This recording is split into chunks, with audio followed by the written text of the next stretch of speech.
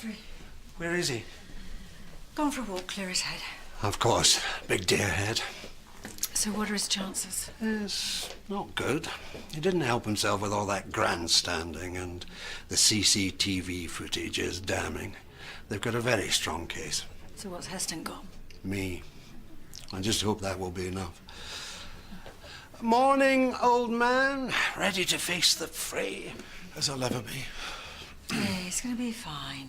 Oh, excuse me a minute. So, they've got a couple of final witnesses, and then I'll put you on the stand. Is there any point? Oh, for heaven's sake, man, buck up. It's not over yet. You were protecting your home and... Yeah, I know. I thought I was using reasonable force. Then I saw the CCTV and the way I looked. You couldn't tell he had a screwdriver. Yesterday wasn't a good start, but we can turn it around. Can we? Yes, we can. When I put you on the stand, I want you to talk about... I am not having this conversation. I told you before, no, it's private. Guys, I think they're going in now. Good luck.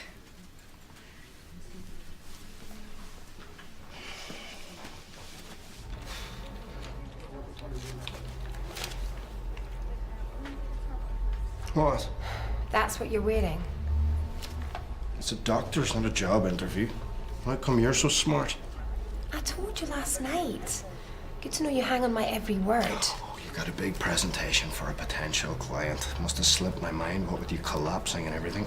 It's not collapse. Oh no, you got a bit tired making the pasta, so you thought you'd have a little sit down on the kitchen floor. I'm here, aren't I? Dr. Carmichael, you have a late appointment, Miss Cousins. Well, Yvette is her boyfriend. No. He's not my... We're friends? Yeah. I'll be with you in a second. Not at the magistrate's court, Mrs. Tenby. I thought... No, Mrs. Parsons is there. I did not want to leave her short-staffed. Besides, I have no doubt that Dr. Carter will triumph. He's an innocent man. Absolutely. Right. Miss Cousins, if you'd like to come through. Where are you going? I'm going with you. I think I can take it from here. I did see what happened. Miss Cousins. It's fine, I'm coming. Look, I'm seeing a doctor like you wanted, okay? So you can go now. Are you sure you don't want me to stay? Go! Because I'm... Maniac. Mr. Biglow, can you relate to the court your encounter with the accused that took place on the 17th of April this year? With pleasure. Yes. I was going about my business in my usual fashion. What exactly is your business? Acting Assistant Head of Security at Leatherbridge University campus. I was politely informing Dr. Carter that he'd parked illegally. Yet again, he's a serial transgressor, where he went off like a rocket. In fact, if Miss Parsons hadn't arrived and managed to calm him down, I'm sure he would have punched me. And how did you feel when he virtually attacked you? I feared for my safety. And why do you think Dr. Carter reacted towards you in this manner? I've no idea. It was totally unprovoked. He just went bonkers. What do you think it was that caused your dizziness? Can I be straight with you? I sincerely hope so. I run my own business consultancy. Corporate efficiency, that kind of thing. And times are hard, you know? I put in long hours. I drink too much coffee, probably don't get enough sleep or manage my 5 a day. So you're saying you I'm think this is saying caused by... I got a bit stressed after a long day and a few glasses of wine and my friend overreacted. So if you could give me a clean bill of health, then I can go out... Whoa. I am the doctor.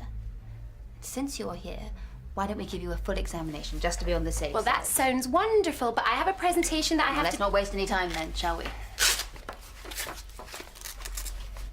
I'm only telling it how it was. No one should be allowed to terrorise people like that. I said to Miss Parsons that... What did you say to Miss Parsons?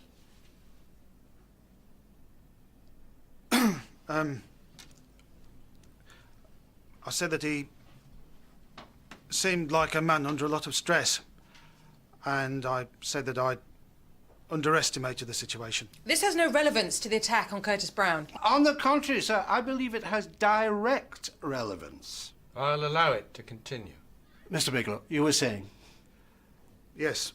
Well, I understand from my close personal connections to the mill that Dr. Carter had been under great stress leading up to that day. Perhaps that might explain why, under the circumstances, he might have lost his temper with me. He's generally a good sort, you know. He was obviously out of character. Sir, please. Mr. Lang, do you have any further questions for this witness? No further questions, sir. Thank you. Are you all right, Dr. Granger? Yeah, I'm fine, thank you.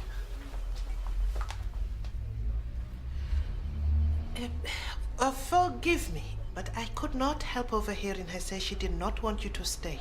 Perhaps you should respect her wishes. I know what she said, but she says things like that. She doesn't mean them. It's just the way we talk to each other. Right. No. We're just friends. I mean, she wouldn't go out with me anyway, even if I asked. Which I'm not going to because we're just friends. Of course. I understand. And what did you see? The young man was backing away from Dr. Carter. He was carrying a bag and had one arm out, defending himself. Dr. Carter had the cricket bat. Was Mr. Brown attacking Dr. Carter? Oh, absolutely not. Or threatening him in any way? Not as far as I could see. I could only hear Dr. Carter shouting. And what happened then? He just swung at him with a cricket bat. I'll never forget it as long as I live. The awful crunch. And then his head hitting the pavement. But it was Dr. Carter's face that shocked me the most. He looked like a wild animal. No further questions. Mrs. Valentine, Dr. Carter maintains that Mr. Brown was threatening him with a screwdriver, yet you say he was only carrying a bag. Yes, I'm very observant. I'm sure. But is it possible you might have missed the screwdriver? I don't believe so, no. Could you see both of Mr. Brown's hands? As I say, I'm very observant.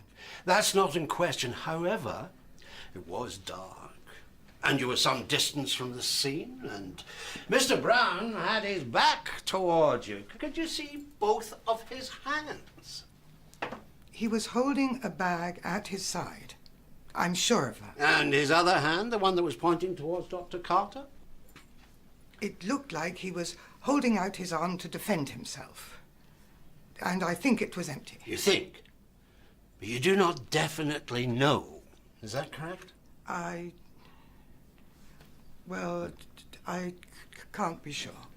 Mrs. Valentine, since you can't be sure that Mr. Brown's other hand was empty, is it reasonable to suggest that it may have been holding a screwdriver, like this one, and you simply couldn't see it? I didn't see it. Precisely. Because you didn't see it doesn't mean it wasn't there. Do you concede that point? I suppose so, yes. Thank you. I have one other question. When Dr. Carter hit Mr. Brown, did you hear anything? The crunch, as I said. Anything else? Like what? Like that. Mrs. Valentine? Yes, I did. Jules, what are you still doing here? I just want to make sure you're okay. Clean bill of health, right? I must get on. See? That's very reassuring. Look, the last thing I need from you right now is more stress, okay? I'm gonna be late for this presentation. I need to call them. Sorry about that. She can be a bit... She did tell you to go. Yeah, I know you probably can't tell me, but is she really okay? You should have seen her. She was gasping for breath, shaking, white as a sheet. She really scared me. It took her almost 10 minutes to calm down. Did it? If you say she's okay, then I suppose she must be. I can make it. Thanks for your time, Doctor. My pleasure. Miss Cousins, just in case. I'm fine. Did you hear that, Jules? I'm fine. She drives me crazy. Could I get that card? Are you ill? No. Just in case she is. Thanks. What a couple of fruitcakes. The course of true love never did run smoothly. True love. Those two young people were clearly made for each other. If only they would admit it. You think? Unrequited love. Take it from me. Julia, wait. I don't want to talk to you right now, Barry. Please. You've got to let me apologise. I've been a total plonker. Yeah, you have. I didn't mean to hurt anyone. I know I got above myself and things got out of hand. But I was very angry about the Stratford incident. I don't think I deserved that. Did Heston deserve what you did in there? I did try to put it right. I've been getting a lot of things wrong lately. So did you get your promotion? Gave it to someone half my age. No more than I deserved. Well, you did the right thing in the end, Barry, and that takes courage. You think so? I do. And if it had been up to me, I would have given you that promotion like a shot. I can't tell you how much that means coming from you. There's my little man. Here's your big man. I haven't forgotten you, Mr. Grizzly. Oh, how's he been? He smells a bit. Really? Changed him 3 times this morning. 3? What have you been... Well, what can I tell you? Kid's got insides like Usain Bolt. No wonder he's grumpy. I think a trip to the park to feed the ducks will cheer you up. And we're going to swap over just before afternoon surgery, right? That's the plan. Problem? No, all good. I'll crack on with some paperwork. All right. I'll see you later. Okay. Come on, Mr. Smelly Pants.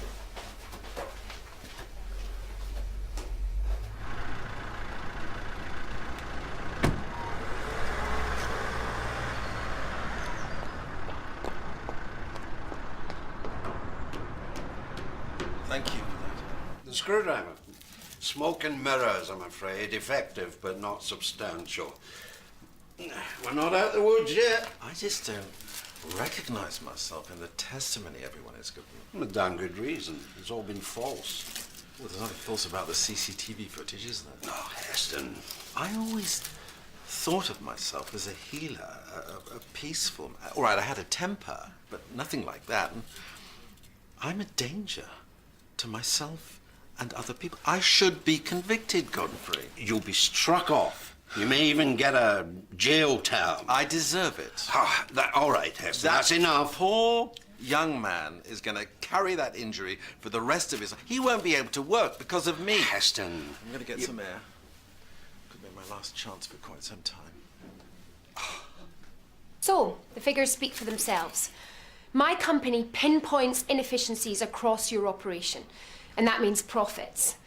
But I recognise you're not just investing in my company, you're investing in me personally. What do I bring to the table? Well, I bring a level of dedication. I bring a level of dedication that is truly unique. I will work for you 24/7, 365.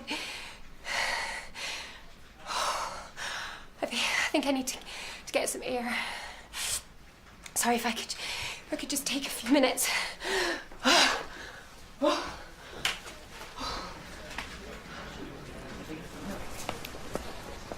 Heston, you're a bloody fool. Do you know that? Kick a man when he's down, why I don't you? simply can't understand how an intelligent man like you is taken in by the yarn they've been spinning. But nothing. Brown is bad news. Everyone knows it. I attacked him, Godfrey. You were under intolerable pressure and you snapped. I have to prove that you acted defensively, on instinct. I've got reasonable doubt on the screwdriver, but that's all. I need them to understand why you defended yourself so vehemently. I need you to understand it too. I don't know what you mean. I need you to talk about Marina. Oh, Godfrey, I'm not gonna... Heston, listen to me. She destroyed you long before that man broke into your house. It wasn't him you were attacking that night, was it? You have to talk about what she did to you.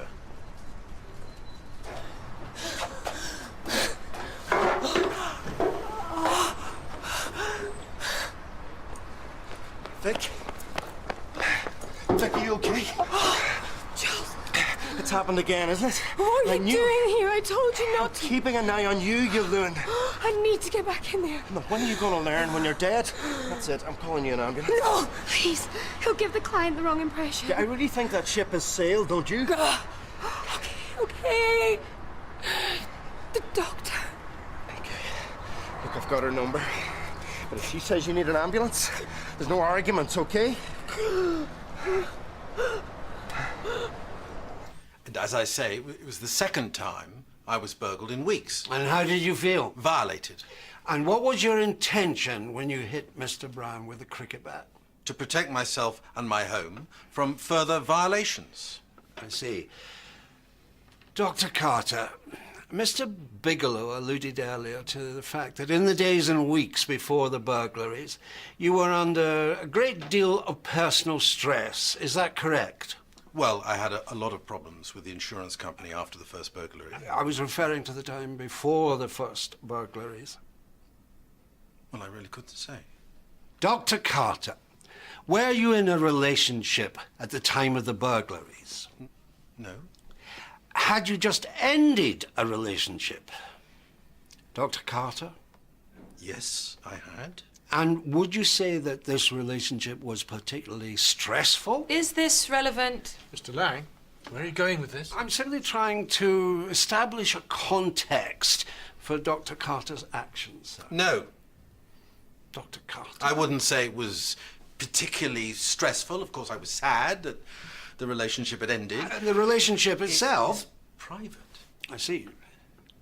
Dr. Carter, why did you hit Mr. Brown? I don't know. Heat of the moment. I really couldn't say. I need you to take him. Distressed patient coming in. You've only had him half an hour. This is an emergency. Yeah, but I'm doing paperwork. This is how it works. I do the same for you. It's only half an hour. Fine. Great, thanks. Yep. Oh, and I don't know what the problem was earlier, but I fed him and he hasn't needed changing. Well done. See you later. Yep. All right. You got to speed it up.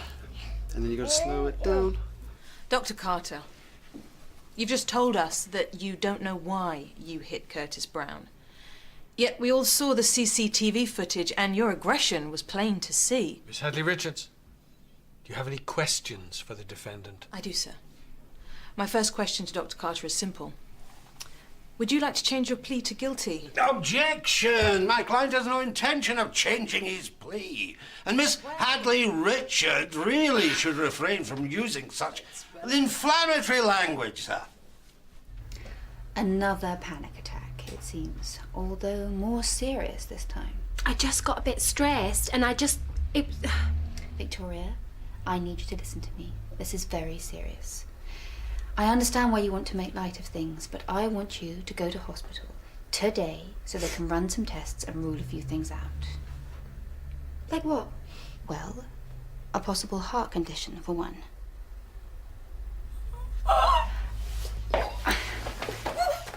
It's okay. We don't know that's what it is yet.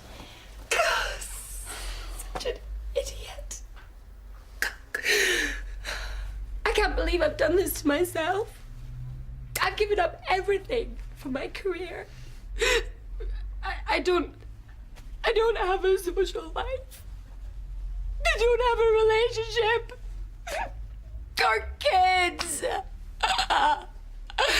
And now my health. Being driven is wonderful, but it's very hard to do without support. Is that what you have? Absolutely. As we speak, my partner is looking after our baby. Without him, I wouldn't be able to be doing what I'm doing. I've got no one in my life like that. No one. Okay, right, that is it. For goodness sake. Julian! What are you doing? Where is she? Lonely, stressed, and blind. Blind? I can see fine. Apart from what's right under your nose. I don't understand. You're lonely, yeah? I suppose. And you are too, right? Sometimes. So, You love each other. Anyone can see that, for heaven's sake. And what's more, you need each other. You need support, unconditional love, and someone to slow you down. Well, you've already got it. But we... If you're just friends, then I'm Lady Gaga. And you need a makeover, a life, and someone to drive you on. You've already got it.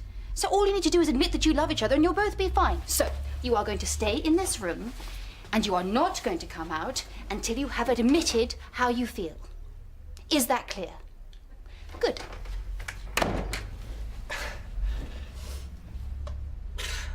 What is her problem? She's a fruitcake. So you were pleased you caught him? Yes, but Then you were happy you hurt him? Well, I don't think so. You don't think so? The victim has been scarred for life by what you did to him. Do you have anything to say about that? Well, what can I say? You can sit down, Mr. Carter. Doctor, I beg your pardon? I'm a doctor. Not for much longer. Miss Hadley Richards, did you have something to add? No. No further questions, sir. May I say something? If you believe it's relevant, then I'll allow it, Dr. Carter. Thank you. I abhor violence. But this last year I've seen more than I can cope with. My ex-partner, Marina, had a violent temper and she beat me repeatedly and abused me, and I tried to help her, counsel her, but I couldn't. I was scared in my own home, and I hid it from friends, colleagues, because I was ashamed of my weakness. And I say this not asking for some kind of clemency, but as an explanation for my actions. I was scared. And I apologize. And I accept any punishment you have for me.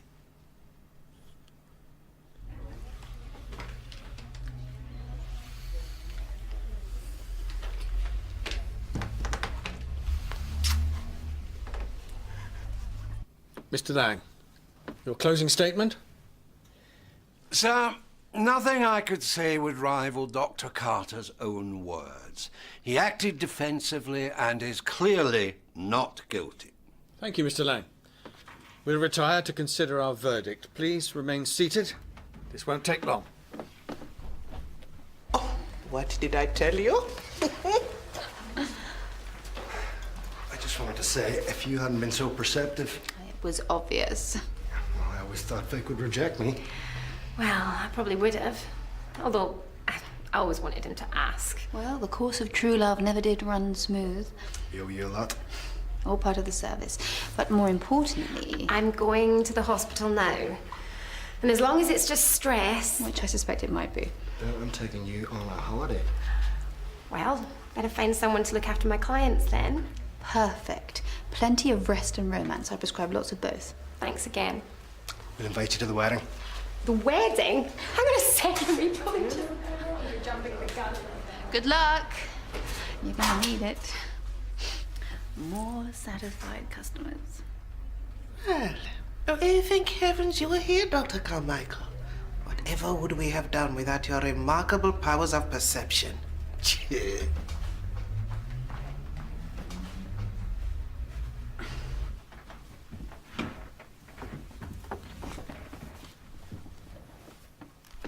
We've considered all the evidence presented to us. There can be little doubt that Dr. Carter's actions were extremely rash, and Mr. Brown's injuries are very real. However, it's clear from Dr. Carter's harrowing testimony about the night in question and his own painful experiences, that he had reason to mistake the threat from Mr. Brown as greater than it actually was. Based on this, we find he was acting proportionately in reasonable self-defence.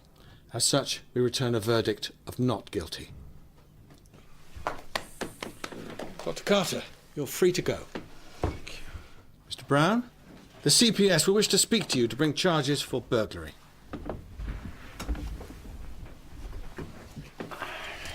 Congratulations, thank you.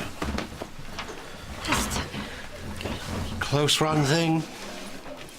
Yeah, well, all turned out all right in the end. Absolutely. I think there's calls for a drink. What do you say, Hassan? Godfrey, I thank you for everything you've done for me. But Well, let's celebrate. nobody won today, least of all me, and I'd rather go home, if that's all right. Yes, of course it is. Come on. Thank you. Bye.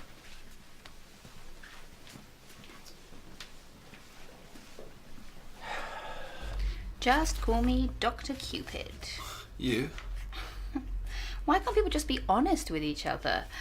I mean, honestly, how hard can it be? If you had something you needed to tell me, you just would, right? Absolutely, yeah. Exactly. So how's he been? No problems? Yeah, he's a bit of a piece of cake.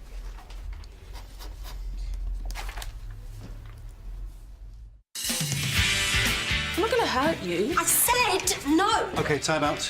You're not supposed to speak. This might be the last lunch we're able to have together without it becoming a military operation involving 2 tanks of petrol. Come away with me then and you can save the environment. Stop it, please. Hand over the money, you dozy cow! Wash your mouth. No! Give me money!